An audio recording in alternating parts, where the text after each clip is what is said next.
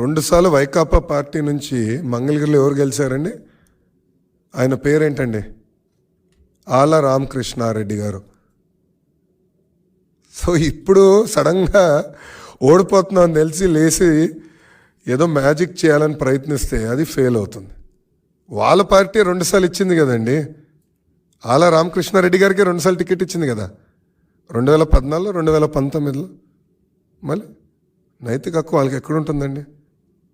రెండోది, వాళ్ళు ఇప్పుడు ఏం చేస్తున్నారు? ఓడిపోయే సీట్లన్నీ ఇస్తున్నారు బీసీ సోదరులు, గెలిచే సీట్లంతా వాళ్ళ ఒక్క సామాజిక వర్గం ఇచ్చుకుంటున్నారు. అది కరెక్టా?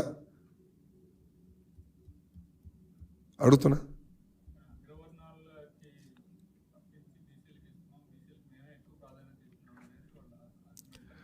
సో ఇప్పుడు గుంటూరు వెస్ట్ ఇచ్చారు, వేవ్లో కూడా గెలవలేదు వాళ్ళు. నంబర్ 1. మంగళగిరి రెండుసార్లు గెలిచారు, ఈసారి గ్యారంటీగా వైకాపా పార్టీ ఓడిపోతాం ఖాయం. అది తెలిసే ముందలు తప్పించారు. దానికన్నా ఏం చేశారు చెప్పండి? కడప ఎంపీ ఇవ్వమనండి, బీసీలకి కడప ఎంపీ ఇవ్వమనండి. ఎవరు ఇవ్వద్దంటున్నారు?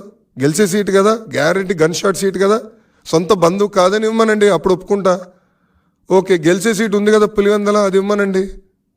అరే ఓడిపోయే సీట్లు బీసీ సోదరులకి ఇచ్చి మేదో న్యాయం చేస్తున్నాం, పొడిసేస్తున్నాం అంటే ఎవరు నమ్ముతారు స్వామి? ఇక్కడ అడుగుతున్నా, ఎవరు నమ్ముతారు? ఇప్పుడు గతంలో గెలిచిన చిలుకలూరుపేట సీటు కాదని ఎప్పుడు గెలవని వెస్ట్కి తీసుకొచ్చి అభ్యర్థిని పెడితే ఎట్లా వర్కౌట్ అవుతుంది?